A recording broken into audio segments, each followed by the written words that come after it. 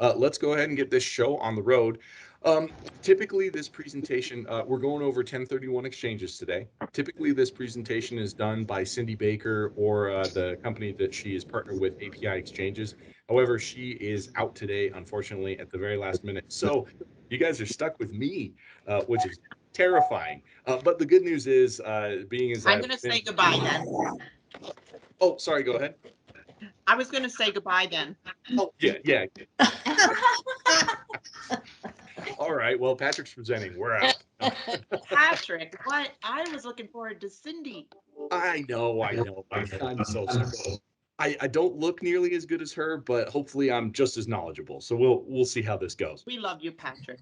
Oh, well, thank you. Nice thing is they've boned me up on this, so I feel pretty decent on all the information. So we'll see how this goes. So we're gonna share our screen so everybody can see it. And there we go. Okay, can everybody see the 411 on 1031 exchanges? Yes. Okay, excellent. I got to make sure I can still see the lobby because we still got people coming in. And there we go. All right, let's go ahead and get started. So today we are going over 1031 exchanges. There's some fine print on this PowerPoint slide. Just to let everybody know, this is informational. We want to give you guys as much info as possible, but this is not legal advice. So if you are going through a 1031 exchange, or if you are working with somebody going through a 1031 exchange, you're going to get a lot more information out of their lawyer or their CPA. Every lawyer or CPA is going to know what's best for that client. So just because we're talking about how great 1031 exchanges are, they may not fit everybody in their tax structure. So just kind of keep that in mind. During the class today too, I like to have a classroom type setting. I don't hold your question till the end and forget about it. Feel free to ask questions as they come up. Feel free to interrupt me. You're not going to offend me at all. If you don't know how to unmute yourself, on the very top there's a little chat bar. You can also leave a question in the chat bar as well. So please feel free to ask as many questions as you guys want. All right, well, in that case, let's go ahead and jump in and get started. So today what we're going to cover what exactly a 1031 exchange is. We're going to cover the importance of a QI and what a QI is for you guys. We're going to talk about like-kind property and what that actually means. We're going to talk about the deadlines, the time constraints, which is going to be the really long subject today because I know we have a lot of questions about that. We're also going to talk a little bit about the different exchange types because there's a very traditional one that most do, and then there's a couple extra ones you might want to know about, and then just how to get started, whether you have a client, whether you're working with a client, or need to have a client eventually. So the first thing we're going to cover, that way you know what this class is even about, is what the heck is a 1031 exchange? On the screen, I'll let you read it on your own. There is a whole IRS code about what it actually means. It's from the IRS codes that say if a property owner is selling their investment property, they can defer the taxes when they sell it by purchasing a second property or another property, a replacement property, and using it for similar investment. It doesn't have to be the same investment, but they're using that second property for investment. So say, for example, Paul has a property that he wants to sell. And it's an investment property. He's renting it out and people are living there, and he's dealing with 5 different owners, and he doesn't like it anymore. And he's given the opportunity to purchase a ranch that's outside of the city, and it's going to be producing a lot of income for him. And he's done dealing with people. He wants to deal with horses instead. He can sell this property, the apartment complex, but instead of paying taxes, he would then sell it and defer the taxes, and the proceeds would be put onto the secondary property. So in layman's terms, that's what 1031 exchange is. Does that make sense to everybody before we jump into the deep end and get a little bit more complicated? Yes. Good. All right. That's what I like to hear. So as you can see on here, it does require the use of what's called a QI. That's called a qualified intermediary. So it's a licensed person who has to handle the actual deal. It won't just be you, your client, and maybe their attorney. You're going to have a QI involved to make sure this is done. They can be performed across state lines, and they can be performed across the whole entire United States. So if you guys are dealing with somebody who's selling property in Florida and using those proceeds to purchase another like-kind property here in Nevada, we can handle that transaction. If you guys are doing the opposite, if somebody is selling their property here and they are then purchasing property in a different state, we can still handle the 1031 exchange. It can cross state lines. We're able to work these 1031 exchanges across the whole entire United States, just so you guys know. And again, at the bottom of this slide, you guys will see, again, consult the CPA or consult the attorney of your client. Everybody's tax, this is all based off tax returns. So everybody's tax identity is different, and a 1031 exchange could benefit Paul, and it may be terrible for Connor. He could get into a 1031 exchange and end up paying different fees that he doesn't even know about, and it wouldn't work for his portfolio. So we really encourage you guys to make sure you guys are getting as many experts in on this as possible to make sure it's right for your client. Okay. So the most important thing here that we want to talk about are taxes, because that's really what it's all about. They're deferring taxes. That doesn't mean that someday they may not be paid. It means the taxes for the time being are just being deferred. There's four main ones that during the sale of a property, especially an investment property, that are being avoided. And you can see those on the screen here. Number one, everybody knows about the capital gains tax, especially when you're selling an investment property. It can be a very large tax. It's entirely dependent on the sales price of the property, as well as what income level the taxpayer is. And that causes that payment to go up. Now, sometimes even greater than that is the depreciation recapture tax. That can be anywhere from 10 to 25%. And then also the Affordable Care Act. A lot of people don't know, but Affordable Care Act gets 3.8% of the sales price of every investment property. So those are the three big ones you'll state tax is also out there. Now, obviously, in the state of Nevada, we do have state tax. There's 9 states total that have that, where they don't have to pay it. So if your client is working with other states, maybe they're moving to or selling from New York City, and they're coming to Nevada, then in that case, it would be a good thing to avoid. They won't have to worry about the state tax from New York. Same thing with California. However, if they're moving from Nevada to Texas and doing purchases that way, state tax isn't even under consideration because neither state has it. So those are the 4 taxes that are being deferred. And then, of course, just to go over the benefits, why you should even care about a 1031 or why it might be beneficial for your client, you can see those right there. The easy part is for you guys, you're getting involved in transactions. If you're working with this client, you're going to help them with the sale of one investment property and at least the purchase of one more investment property, if not more. When they sell, they can identify multiple properties that they want the proceeds to go into, because the goal is to not get taxed on any of the proceeds.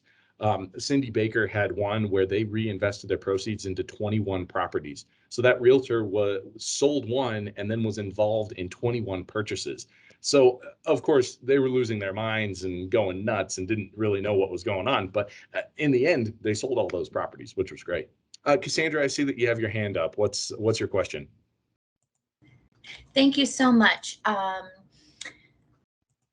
Is a 1031 only when it's an investment property that they're selling? That is Only investment. Okay, thank you for that. Yes. So we'll cover this a little bit more in detail on the next slide. But some people have asked about vacation homes. Vacation homes, there has to be substantial proof that it is being used for some type of income or some type of investment. If it's just a vacation home that is vacant most of the time and the client is only going there just to visit and there's no proof of rent, there's no proof of investment, that would not qualify for a 1031 exchange. So that's the reason why I won't be referring to their investments as like second homes or secondary properties. It has to be used for some type of investment or some type of income production. Patrick, can I ask a question? Yeah, of course. Can you explain depreciation recapture? Ooh, that is a good question. This one is the one I'm not too familiar with. They're basically capturing how much this property in the course of the ownership has depreciated, and they're going to tax you off of that. So it's over a period of time of the ownership and how much the value may have gone down or depreciated at all. So if property value went up, which most properties have now, then that wouldn't apply? That is a terrific question, and one we're going to have to ask Cindy about. It's just it's the one tax that I was like, oh, I didn't really look into that enough, and that I'm not too familiar with. I'm so sorry about that. Okay, no problem. Looks like Lori has a question as well. No, I just had a comment for Elena.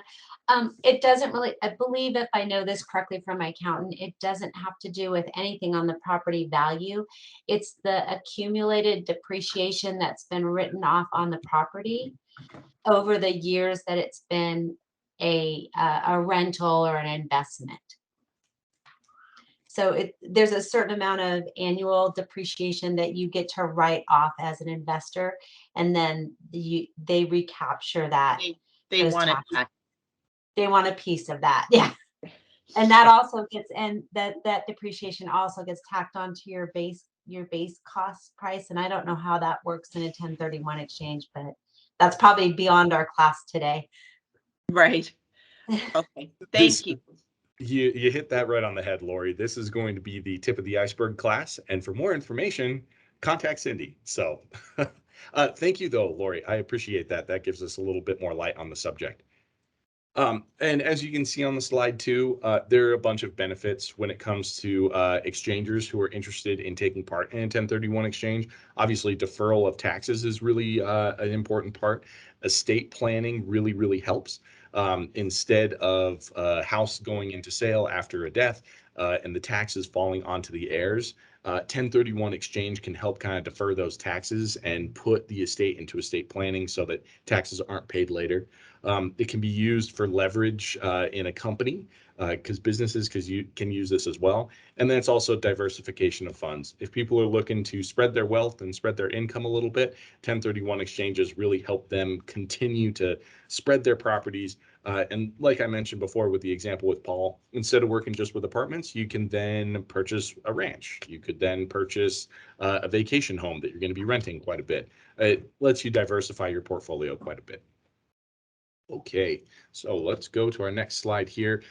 This one's really quick. We already kind of covered this. A QI is somebody who's going to have to be involved in the transaction. So there's your client, who's the exchanger. There's you, who's the realtor. And then you'll have to have a qualified intermediary. They're licensed and bonded by their state. So they are certified and allowed to take part in these. From a tax perspective, they are called a safe harbor. So they are taking care of all the documentation. They are making sure all of the funds and all of the receipts are taken care of. There's some fancy dancy language there in the very, very middle. And suffice it to say, the qualified intermediary really is just collecting all of the paperwork and making sure it is properly filed for you guys as well as for your clients. Now, there are some attorneys and CPAs who are qualified intermediaries, so you don't necessarily have to always go through us, but as a bean in our bonnet or a feather in our cap, we have that as well, and Cindy is able to help take care of you guys for that. So we keep throwing out the word like-kind exchanges. That applies to the type of property that they are going to be purchasing after the sale of their first investment property. So as you can see on the left-hand side, it's a pretty exhaustive list of really anything that they can purchase. They could purchase a farm, they could purchase a condo, they could purchase ranches, anything like that. Looks like we're having our escrow officer pop in here for a minute, so we will take the world's quickest break, and I'll let Joanne talk to you guys for a second. Oh, that wasn't the plan. Oh, perfect. All right. Well, I'll trade you spots. Wow. We've got about 20 people in there. Great. And there was a question, if Yes. you know the answer, Lori helped us out a little bit about what exactly is depreciation recapture tax? Yeah, that is an exchange professional question Oh, good. because I fortunately am not authorized, I know, but I would hate to give you the wrong information. So how's everybody? Hi, Leslie. Is everybody muted? How are you? They can unmute themselves. Yes, I was muted. Hi, Joanne, how are you? Hi, Hi, Joanne. Hi, guys. I haven't seen all of you. Hopefully we get to all meet in person again, huh? That was see you not- at 3. Yeah, I'll see you at 3 for sure. So what other escrow questions? I know this is an exchange class, right? Mhm. Okay, and Cindy's not with us today? No, she's not. Okay, oh, it's all on you? It is. Oh, boy. Exactly. Oh, boy. So you guys have any questions for me before I go back to my little dungeon? I have a question regarding the QI.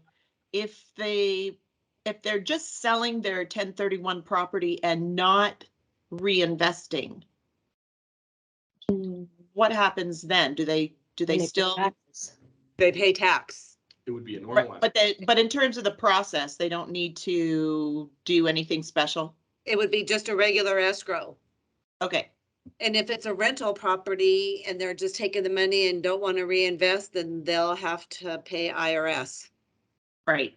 Yeah, and you know what? Because the market's so crazy, as you guys all know, I have a ton of people that are selling their rentals and gonna take the hit on the tax because they're getting so much more for the property. So I guess have you guys seen that? Nope. Nope. You will. Alrighty. What other kind of questions do we have? We're gonna do an escrow class again, Next month. It's Next gonna be in month. June. but I know most of you guys have got all this handled, but don't be shy. Somebody ask a question. Put me on the spot. I have a question. This is Bonnie. Hi, Bonnie. Are you Hey. driving?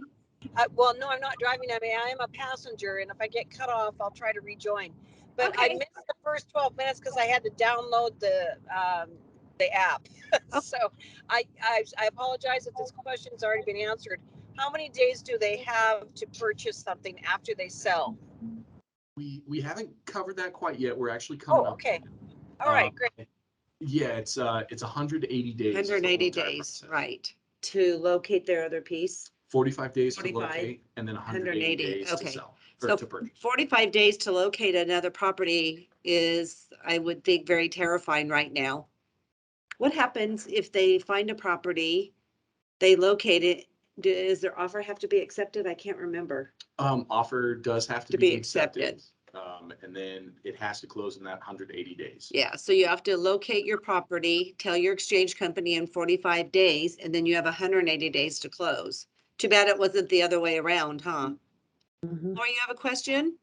Yeah, that's what I was gonna ask. I understand there's some sort of it's a different exchange where you can, It's the reverse exchange. the reverse, thank you. Are we gonna touch that at all today? Well, Cause We will. They're not as common as they used to be back in the old days, like in the 80s, they were really big. They would locate their Right. property and then do it.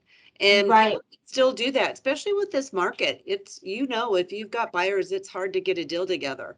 Exactly. That's why I was really curious. I was hoping you guys would touch on the reverse exchange today so that I could understand it better because standard traditional exchanges are difficult finding new property. I know. Do you have a client that wants to do that? Might be me personally. Oh, So well, I'm then- really kind because really the kind scary of part is interested you in only have learning. 45 days. So if you do it reverse, then you're good. Okay. Okay. Well, I'll let you guys keep going and then yeah, I'm just kind of curious about that. Just because it's so difficult to acquire I to know. identify the property.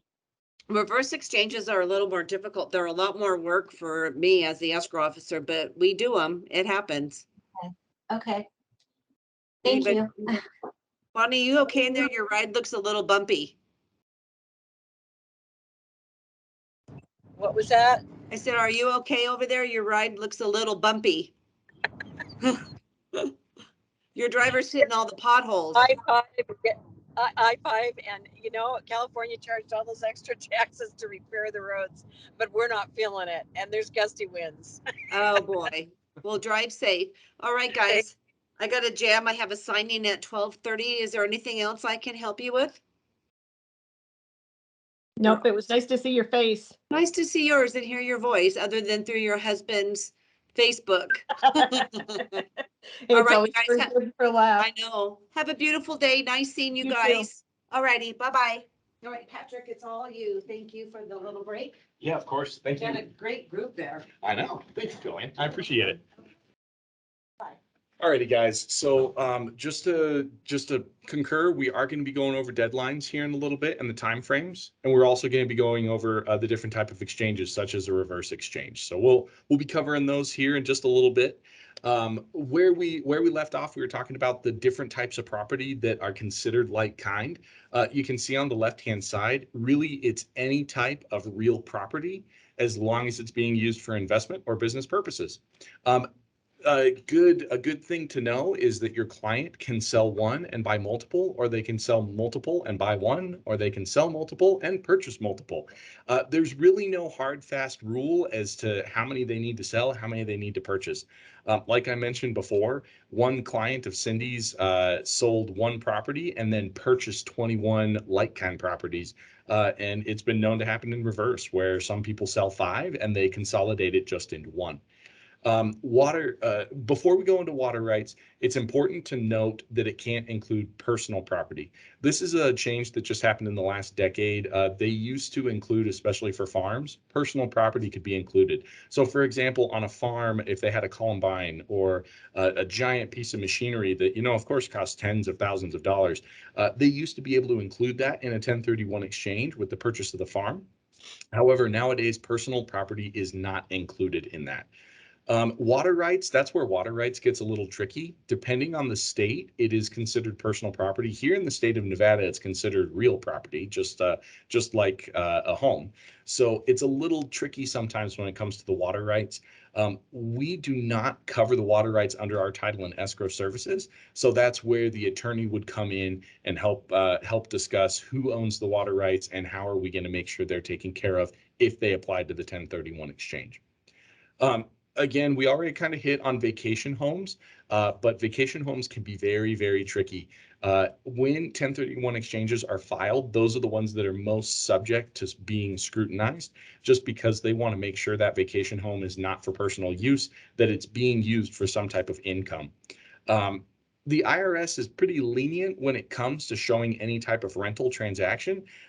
They just want to show that it's being at least 25 to 50% of the year, there's some type of rental income being used for that property. However, if the vacation home has no rental property or rental income whatsoever and can't be proven, then it's not going to qualify for a 1031 exchange. This doesn't apply to you guys so much, but another good one that is not included in like kind are inventory homes. So when a builder, whether it's a small one or maybe it's Lennar, a big property owner, when they have all of these little homes that they're building, those homes are not subject to any kind of 1031 exchange because they are not showing any intent to hold. That's another important part of a 1031 exchange is the intent to hold on to it. So we'll be covering that here in a minute. But luckily, we now know that builders aren't able to just 1031 exchange every single house that they've ever had under their belt. Intent to hold, we just kind of touched on that really quick.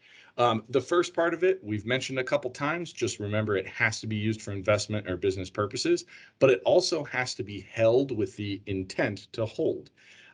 There's no actual definition or time frame given by the IRS for this. There have been a couple court cases, and so far it seems that holding it for about 2 years, the IRS doesn't really seem to go after that all that much. Anything that's held for less than 2 years, the IRS usually scrutinizes it a little bit more and actually looks into the documents more. Some CPAs that we have run into like to have that property held for a whole 2 years of the tax season. So depending on when it's purchased, they may be holding it for just a little bit longer than 2 years, waiting for all the taxes to go through. Some people have sold their property within 6 months, and they've written a letter and explained, we held it for the desired amount of time. This property was deemed condemned, or something may have come up and they weren't able to keep holding the property. So it's not to say that it's impossible to, hold this property for a short period of time and sell it before the 24 months, but the IRS wants to see an intent to hold and not just a flip, turn, sell, anything like that. When it comes to showing that intent to hold, it's one of those ambiguous government terms. All of that falls onto the taxpayer, as well as anything that they have been working on with their QI, as well as with their attorney. So when it comes to them actually selling the house, it's not like you need to be standing on the stand and say, oh yeah, I think they wanted to buy it. all of the duty falls onto the taxpayer to prove that they had any intent to hold or if they just meant to flip it and run. So before we move into the timelines and all that, because this is going to lead to a lot of questions, are there any questions on what we've covered so far? The taxes deferred, the QI, types of property, anything like that? Any questions so far? I have a question. All right, go ahead, Paul. So you were saying that there needs to be an intent to hold for what's the minimum time it should be held by the buyer? It sounds like you, I'm sorry, your audio cut out just a little bit right there. Can you repeat your question? Yes, so you were saying that there needs to be an intent to hold.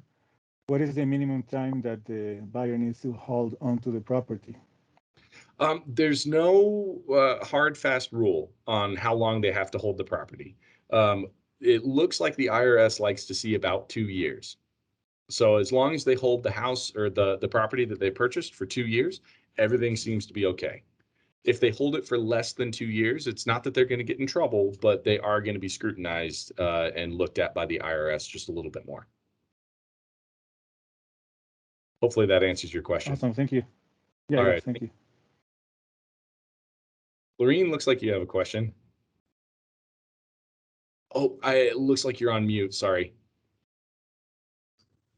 I'm sorry, can you hear me now? Yes.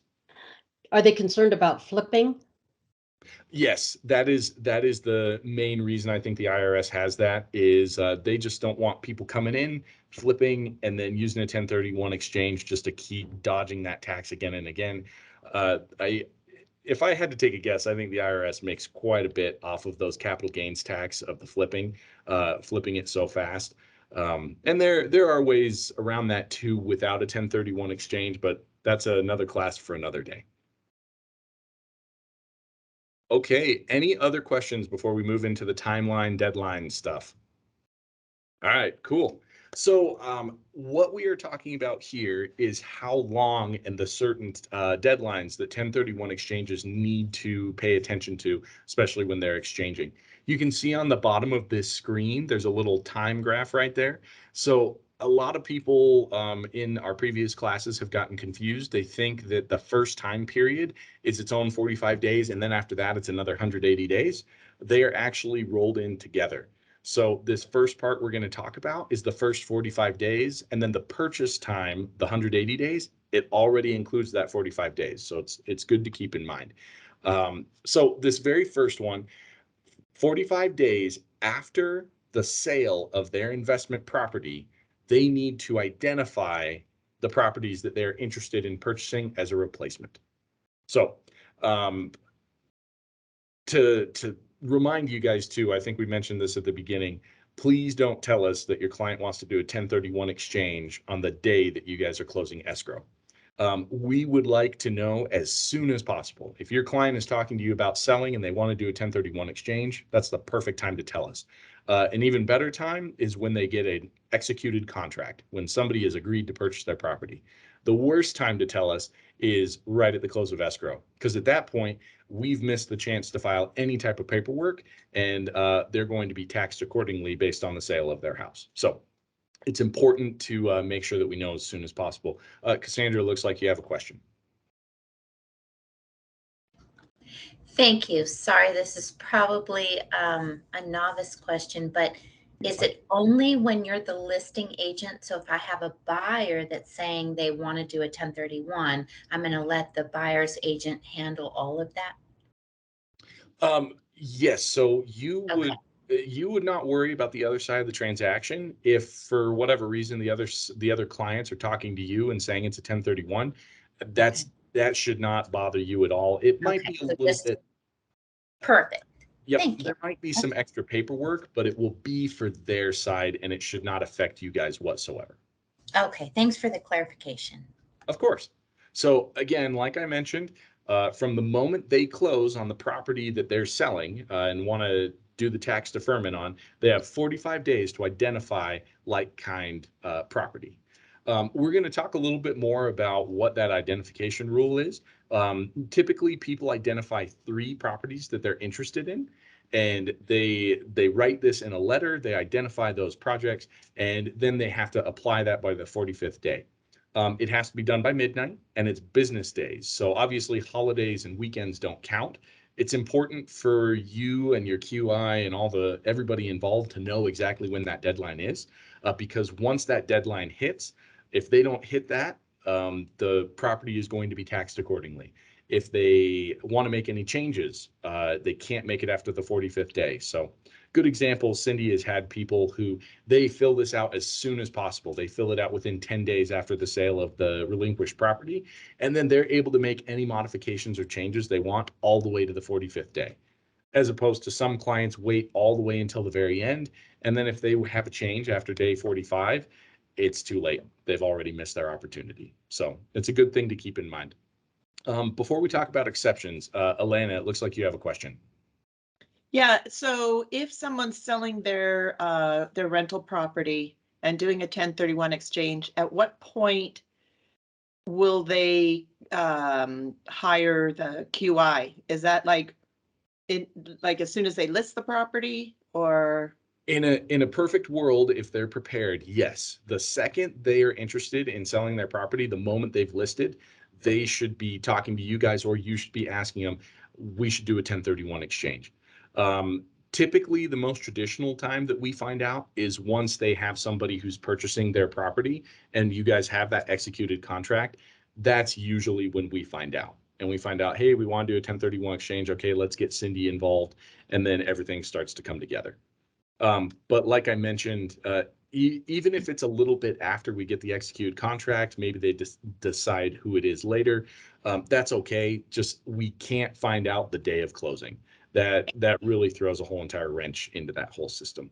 And if Stuart is doing the close of escrow or doing the escrow, and let's say the listing party or the seller has their own 1031 consultant, can they use them, or? Yes, definitely. So it's up to the seller who they want to use as their qualified intermediary. Obviously, that's kind of a perk that we have here. We have somebody in-house that we're able to talk to and help out. But if they have somebody else, if their attorney is a qualified intermediary, or if they have another company they're working with, we're happy to work with them.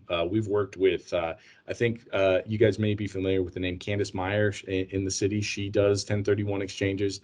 There's a couple people in the city we've already worked with, and we're happy to work with them as well. It's really up to the seller who they choose to work with. Perfect, thanks. Of course. Lori, it looks like you have a question.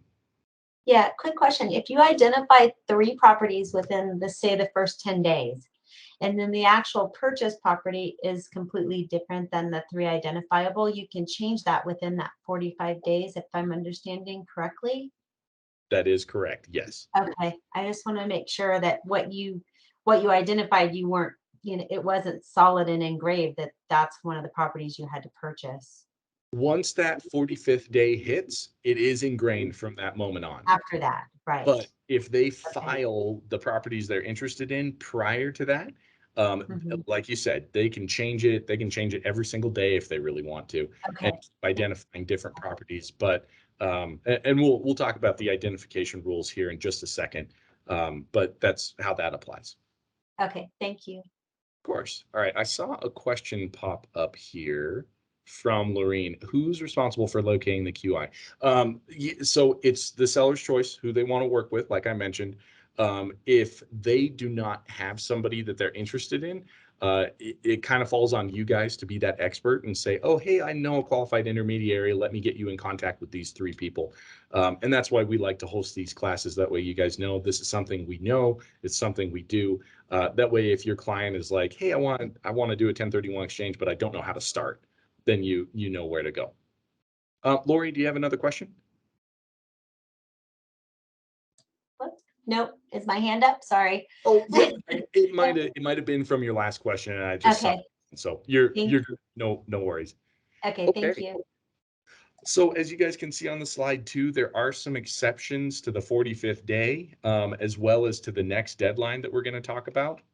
The only exceptions would be is if there's an ongoing war. There are several ongoing wars that we've had recently. So if I remember Cindy correctly, the exception would be if the war directly impacts the area of the sale of the home. So especially if you're selling from Nevada to California, neither state is at active war right now, so you guys should be good. What's more important for you guys is to know any presidential declared disaster. So it can't be a state declared disaster, and it can't be FEMA, it can't be anything like that. It has to be presidentially declared. So a good example of this last year, New Orleans had some flooding. So the president declared a disaster for the New Orleans area and parts of Louisiana. So any 1031 exchanges that were taking part in that area had extensions to all of these deadlines. So it's just a good thing to keep in mind. Thankfully, knock on wood, here in the state of Nevada, especially where we're located, no presidential disasters have been declared lately, so we'll be okay there. Okay, so let's move on to our next slide here. There we go. Deadline number 2, the exchange period. So at this point, the properties have already been identified. They've already been stuck in place. Doesn't mean they need to purchase all of those properties that they've listed, but they at least need to purchase at least one of them to avoid the taxes and have those proceeds go. And now there's 180 business days. But that, again, remember, it's 180 business days from the close of the first property that they sold all the way until when they need to purchase these new replacement properties. So really, from the 45-day mark, 180 minus 45, so you're looking at 135 days after that time period. So just keep that in mind. It's not like it's 45 plus 180. Again, if it falls on a weekend, if it falls on a holiday, don't wait until the day afterward. Make sure that your client is getting everything filed and working with the QI to get it filed before that weekend where it may fall. 180 days, and this is kind of the tricky one. If the tax filing date comes up before the 180 days, they will have to complete the transaction on tax day or before tax day. 180 days no longer applies. Now there's a way around this. We'll talk a little bit more about it because I can see some confused faces. A way to avoid this is to ask for a tax extension, and that automatically makes taxes go to 180, goes into October, and then they can complete that whole entire 180 days without worrying about taxes. Now, a good example of this, just to help kind of explain, let's say, for example, Bonnie was selling a property and she was going to enter into a 1031 exchange, and she sold it at the end of December. So 180 days from the end of December is going to put her just right after tax day. And she needs every single day that she could possibly use. So she doesn't want to worry about having to choose before taxes. She doesn't think everything is going to close on time. So she would file a tax extension. And then it would be naturally into that end of April instead of at the very beginning of April when she may run out of time. Does that make sense to everybody? I know it's kind of an out there concept to think about taxes. I know we all just got done with them, so nobody wants to think about taxes really. Okay, I see some nodding heads, so that's good. Now, a couple things to keep in mind too. It's really rare for an escrow to go over 180 days. However, in the world we're in today, things do take a little bit longer. And we want your clients to be on top of things and know that this is fast. 180 days goes by quicker than you think. And we need to make sure that it's taken care of. If they fail to close on any of the properties before that 180 days is up, they're subject to taxes. Everything goes back to normal. They sold the property, they're getting taxed accordingly.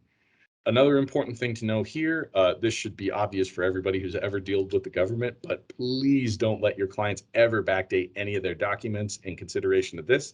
This is when tax fraud gets involved, and they can get in a lot of trouble to say, oh yeah, I did it within the 180 days. I filed on the 45th day, and really it shows that they backdate everything. That's when things start to get really messy and tax fraud gets involved. So these are really strict deadlines the government enforces. And especially seeing as how they're trying to defer taxes and keep the government off their back, it's a good thing to make sure they're sticking to those deadlines as much as possible. Okay, we're going to talk about the rules to identify, and that's back to that 45th day period. So this is going to be kind of a new subject to burst your brain on. Do you have any questions before we go into this on the timelines and the deadlines and all that good stuff? Okay, cool. Whew. Easy peasy. All right, so that 45 days, there are rules to identify. So the very first one is the most common. It's the 3 property rule. So after they sell their first one, they have 45 days to select 3 different properties. It doesn't matter if they're fair market value, doesn't matter even what they are, as long as they're being used as an investment property. So they could list anything that they really want to. Now, say for example, your client, maybe they sold $1 million, trillion-dollar mansion. They need to identify more than 3 properties. They would then fall into the next rule, which is the 200% rule. So they would have to identify any number of properties as long as the complete value of all those properties, the fair market value, doesn't exceed 200% of the previous property that they just sold. So a good example of that is, say, for example, Emily is selling an apartment building. It's selling for $1 million, and she needs to list multiple properties. We just can't have it be more than $2 million, all of those properties combined. So million times 200%, $2 million. So as long as you're under that, you're okay. Now, there are some people that are going to go for the gamut, and they're going to go for the 95% rule.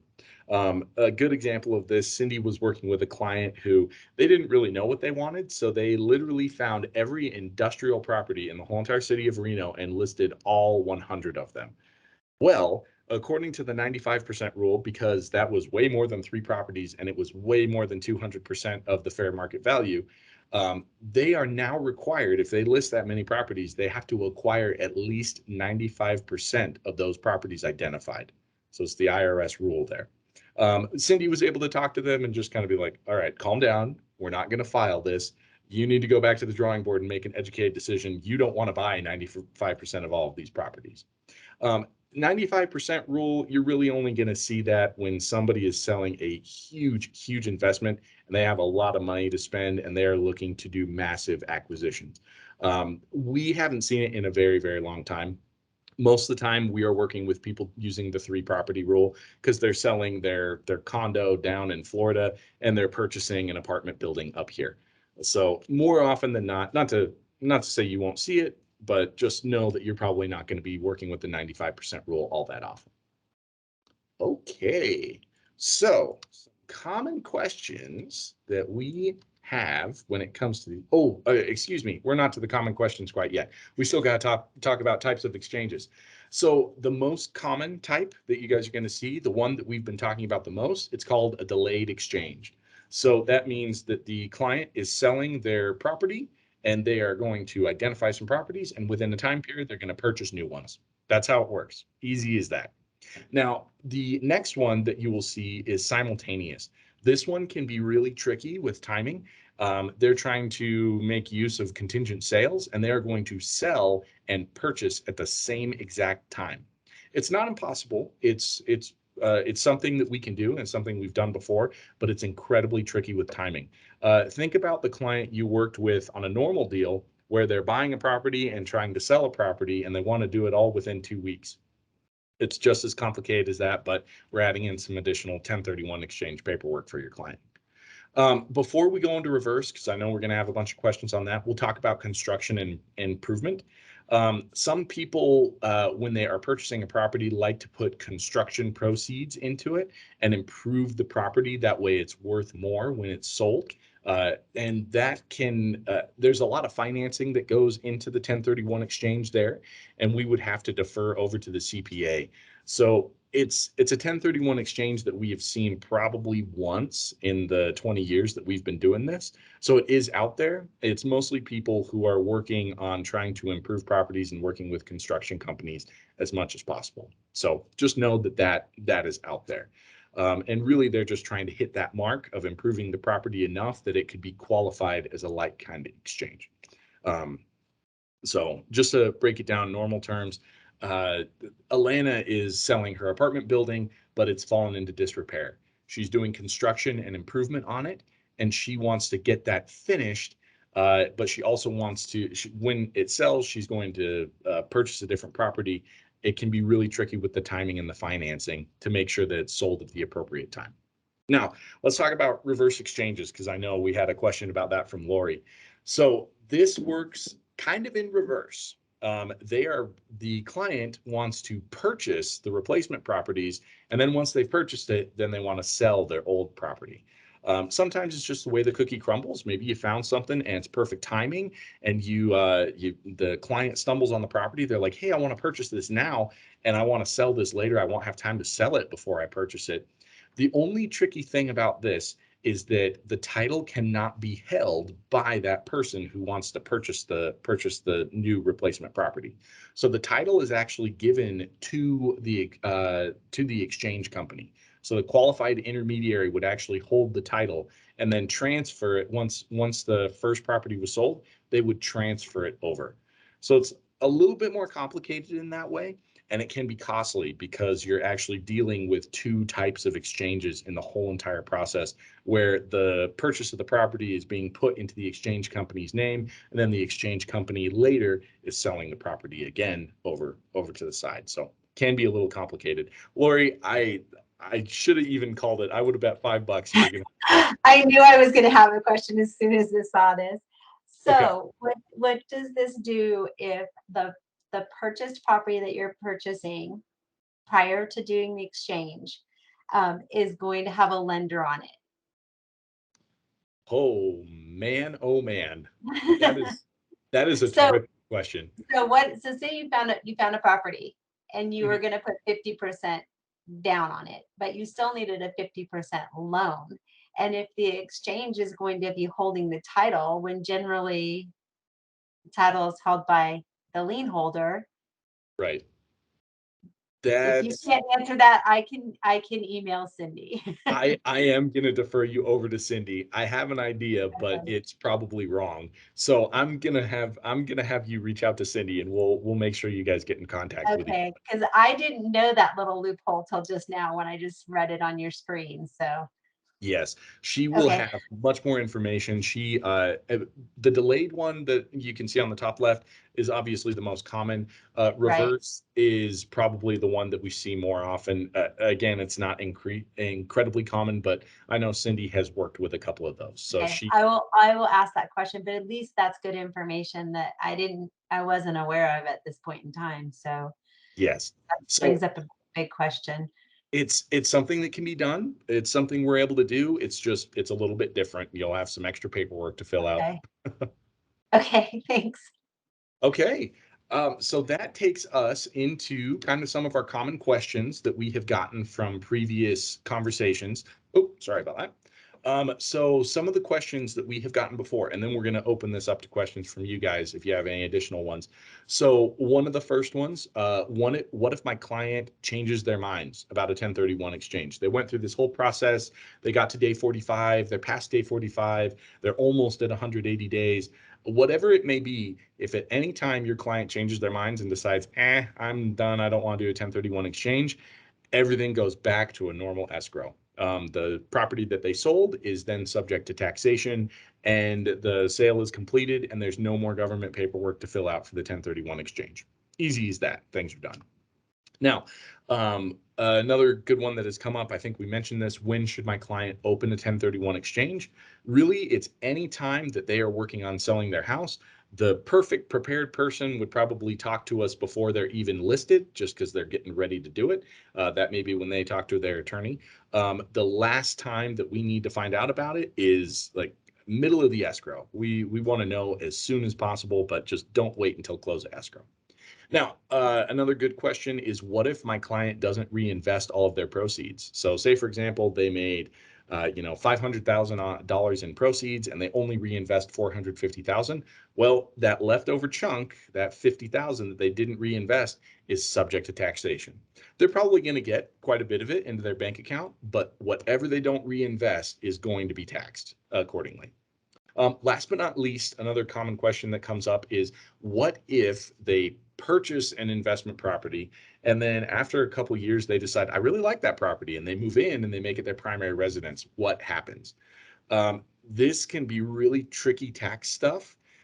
Depending on how long they've lived in the home before they sell it, they can qualify for Section 121, where out of the 5 years, they have to be living in it for 2 years. So if they purchase the property and then move into it, and out of the last 5 years, they lived in it for 2 years, no more 1031 exchange benefits are being made. They're selling it as a primary residence, and they're falling under Section 121. However, if they have purchased the property, they've lived in it not for the whole 2 of the last 5 years, and then they purchase it, there's going to be some really funky taxes involved where they're being taxed half as investment, half as a permanent residence, and things get really tricky, and that's where you want a CPA involved. That in and of itself is a whole nother class that API Exchange did, and it was a 2-hour class, and I have no interest in listening to the whole thing because lawyers started talking lawyerese, and I got lost really quick. So those are some of the more common questions that have come up in previous classes like this. What questions do you guys have off of everything that we talked about?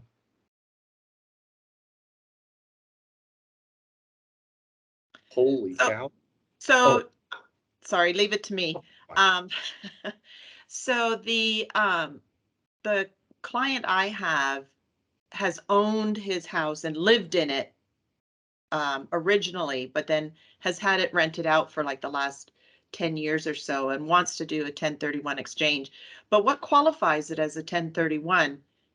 Is it because it was rented out for so long? Yes, because he has been out of it, and in the last 5 years, he hasn't lived in it. And because it's an income property, he's making money off of the people renting there. It qualifies it for a 1031 exchange. Now, if he had lived in it for the past 5 years, it might be a little bit different. Or if he had moved out and those last 10 years, nobody had lived there, he hadn't collected any income, anything like that, then it may not qualify for a 1031 exchange. Okay, thanks. Yeah, of course. Any other questions? Yes, Patrick, this is Bonnie. Yeah. I've been coming in and out because of the connection. So hoping that you'll send the slideshow to us. Yes. So I mentioned in the very beginning, sorry if you missed it, we recorded the class so everybody can come back and watch it. And I'll also be sending these slides out to you guys probably within the next 10 minutes. That way you guys have them, you can reference them, and it will also come with Cindy's contact information. That way if you guys have any questions, you can ask me, but I'll probably defer to her anyway. So. Okay. And second question, what's the normal cost for a QI person? So traditionally they're about $800 for a deal. And that's just the charge that's put directly onto the seller. Okay. So on the screen, you can see right here what to do next. If you are working with a client who is selling a property that you know is not their primary residence, it never hurts to ask, do you want to go into a 1031 exchange? Sometimes they're going to know what that is and they're going to be like, yeah, I really do. How do you know about that? And you're going to look like a superstar. Either that, or you might be saving them a little bit of money because they'll be like, oh yeah, I need to buy a new property anyway. What is this? What's a 1031 exchange? So never be afraid to ask. Should anybody have a client who's interested in a 1031 exchange, even if they're not in one, we encourage you guys to talk to somebody, whether it's Cindy, whether it's the client's attorney, anything like that. Make sure you're in contact with somebody to refer your client and make sure they're making a good, sound financial decision and not just throwing money down the drain. Like I mentioned, Cindy works for Asset Preservation. They're a national group that's owned by Stewart Title. They've handled, I'm sure it's more than that. It says 180,000, but I'm sure they've done more than that since then. They're very experienced. They have lots of resources to make sure that it's taken care of. And the nice thing is they've been doing it so long, they have their ins in the government that they can talk to make sure a deal, if there's any wrinkles, that they can get taken care of as soon as possible, which is really nice. So that's what you do next. If you guys have any questions, I'll be getting Cindy's contact info over to you guys. We're down to our last 5 minutes. So any other questions, I'm happy to stay on here and field them for you. The next thing that we have coming up is June 23rd. That will be our next Hot Topics class. If anybody has a particular topic that they're really interested in, please feel free to speak up or let me know. I'm happy to cover it. We're probably going to be going into escrow 101, which I know some of you have been to, but we're just going to talk about escrow, answer any questions you have about it, how to open, how to close, all that good stuff. So any questions, any food requests for next time? Easy. Okay. Hey, Patrick.